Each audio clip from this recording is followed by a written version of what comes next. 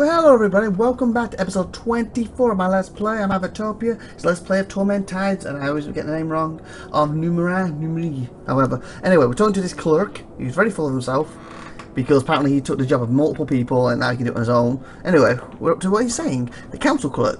There's this, from ambassador sent to the Steadfast. He snaps his fingers, summons the dispatch, clears his throat, and reads, "Today, we grant summer ceremony. The Aron priest buried a man said to have lived for 277 years. I asked how his grey beard had lasted so long, and was told as follows. 300 years ago, there was a painting of spectacular beauty, hung in Durak, a relic from before the Ninth World. For reasons unknown, the work was incomplete.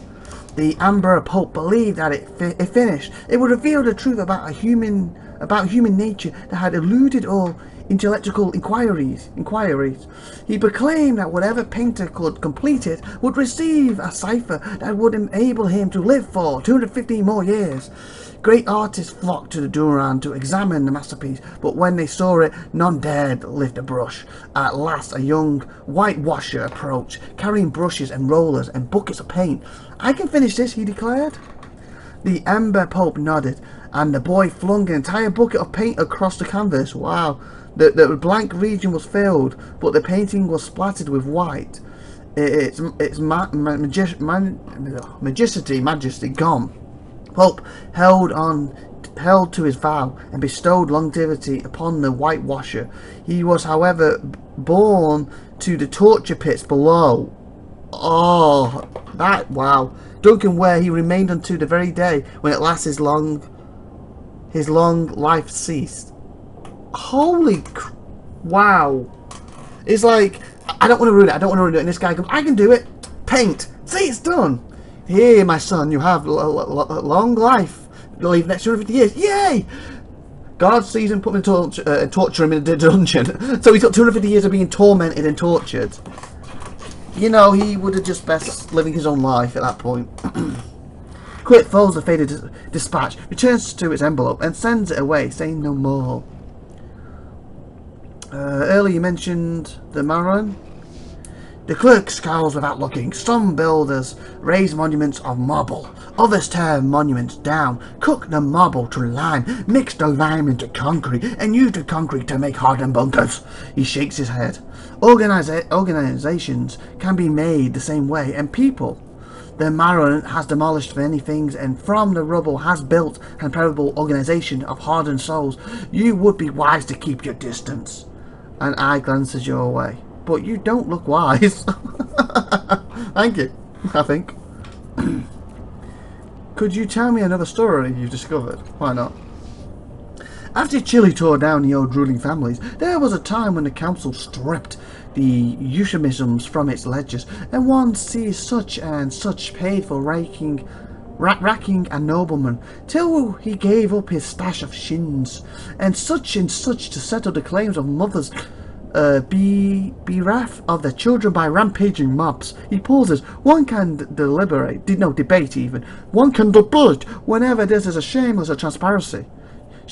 or transparency. But it has yielded an entry of tears, brilliance, a sum allotted for the assassin to dispose of said whale. He smirks. "It's a less literal age," said whale. "Might have been a spendthrift son of American clan or contrast of grand scale, but not here. These were funds requested to assassinate a whale, no more no less. The eye regarding your twinkles with delight. And best of all, it seems the mission failed. One wonders, how does assassin miss a whale?" So when he sees a whale, he literally was trying to kill a whale, so he's whale hunting. Not meaning someone's got a lot of money. I'd like to hear about the city's history. Could you tell me another story you discovered? Could you tell me about the council again? Oh, again. No! It's a ruling body formed from representatives of each of the great... As you know, I'm a clerk. Okay. Farewell! Bye! The clerk gives no acknowledgement that he heard. Merely continues with his work. Ay, caramba. Okay, this wasn't what I actually came for. I wanted the truth people. Let's just have a look around and find that quick. Okay, this looks like this is a dead end. Okay, maybe it is up here, because he said we need to check on them.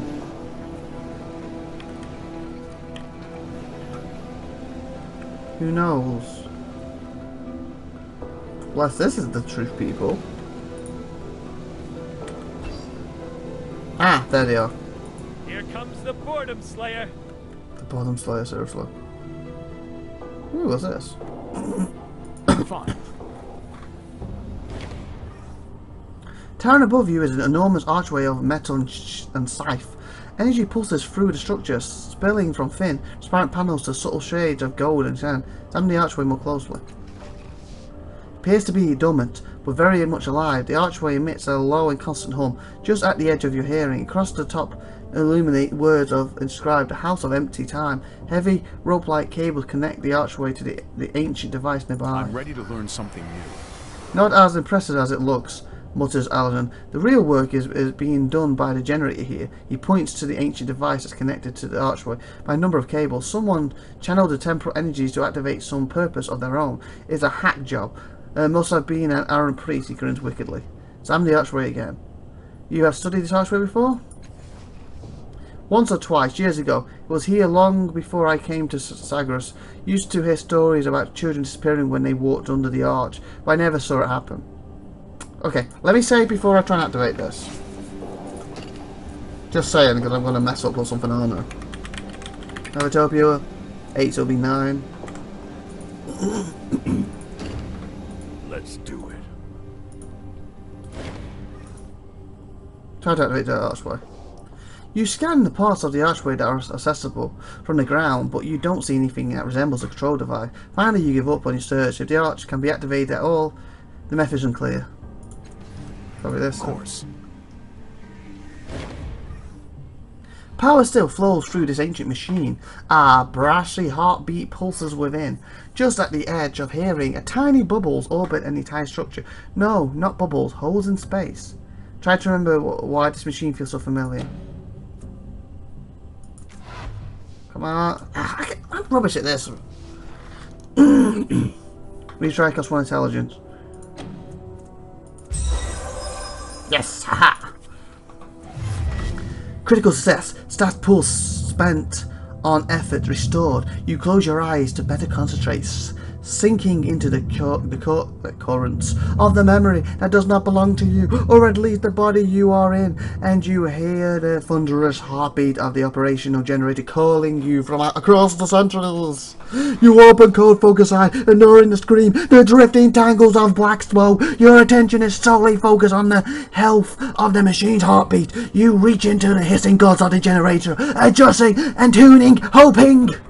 I'm ready to learn something new. The heartbeat bleeds into the present. Your body's hand, rests on the rusty surface of the now ancient machine. Okay. Examine the device. Look through the opening hole in space. Yeah, look through the opening hole. Learn something new. You lock your eyes on the hole, watching it orbit. Sometimes the buildings it passes in front of you are still there. Sometimes they're on fire. So I'm basically seeing stuff through the history, aren't I? So there's a building, it's fine. There's a building, it's on fire. There's a building, it's fine. Most of the time, however, nothing lies beyond the hole in the air but blackened waste and whirling dusts. For the hole again.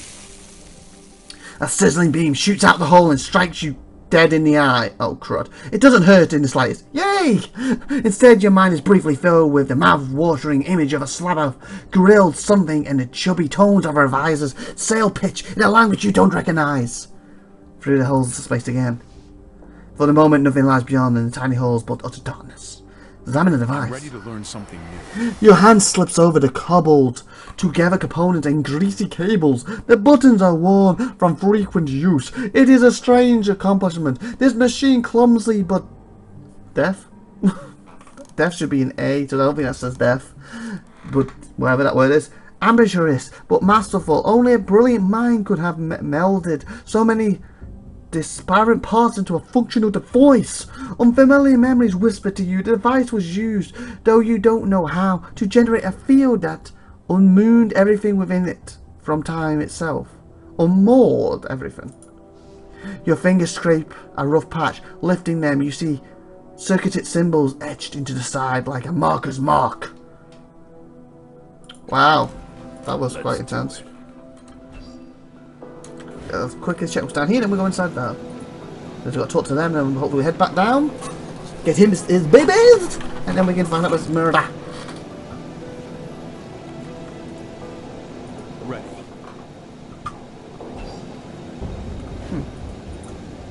What's this to? Ladder to the oh, can't turn belly from here. Ooh, I wonder if we can get closer down the underbelly, like where I need to go. Well, let's just chew first. On it. The Order of Truth. Effects that push or pull characters into walls or edges of the platform deal additional damage and knock them down. Hello, Trophy people! How big's this place? Reasonable. Okay, I kind of need a lead there. On it. I guess you? You're in the middle? Hello? Min of Tan Lang. This priest is tall, thin and dressed only in black. Narrow slashes of oil decorate his unlined skin. I was going to say unlimited though. Unlined skin like letters in an unknown tongue. His eyes are haired, but alive with intelligence, humour. They land on you with a tiny flicker of recognition. Then his gaze moves from you to Allah and he hardens. Oh good, he says. No one shouted at me for hours. I already said everything I needed to, Alan says, folding his arms. Everything else would be a waste of breath. What's going on here? You're looking at Min of Lan Ling, head puppet.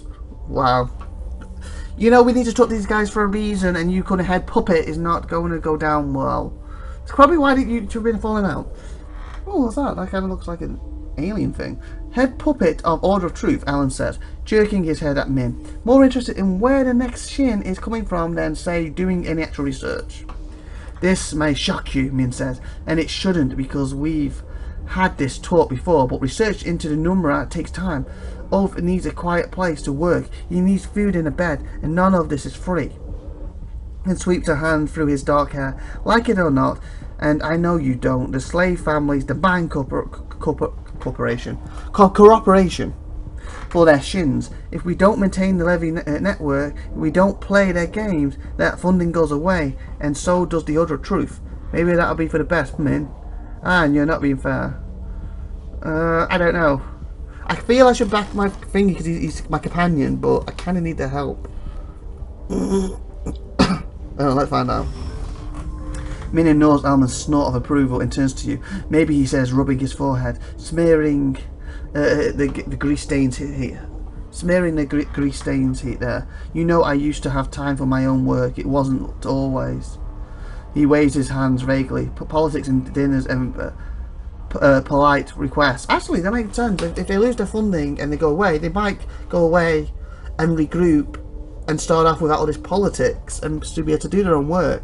Get side jobs and still be able to work in the afternoon, like, you know, in the morning to pay the bills, afternoon, or something like they work at the weekend and then they can work in the week, you know, for this. It might actually be better for them. He gives Alan a sharp look. We'll find the answers you're waiting for. I'm not asking for gratitude, I'm asking for patience. And with that, he turns his full attention to you. I recognise you, he says. It's been 10 years. I don't think we've ever spoke. We were the one visiting Salmon all the time. You were the one, right? Working on some sort of organic machines technology. That's right. Hill Salmon. You're mistaken, I've never been here. That's right. Yeah, go on with it. Well, welcome back, Min says, unaware of, or perhaps ignoring Alan's muffled grumbling at your side. What brings you to the Order of Truth? Where is Ulf Funk now? Can you tell me about your work? What is the Order of Truth? I need to talk about that robot.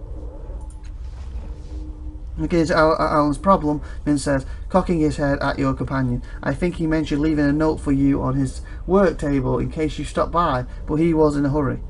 Can you tell me about your work?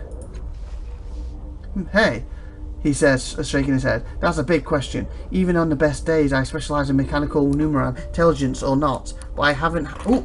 Mechanical Numenera! That's the guy I need to talk to then. But I haven't had much time for research since I started managing our branch of Order. Where do you do here again?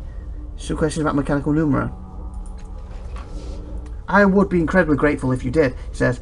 Every other conversation I have, it revolves around how I'm running the order or not doing enough to save the order. He rubs his forehead with the back of his callous hand. Please ask me about wires and blinking lights.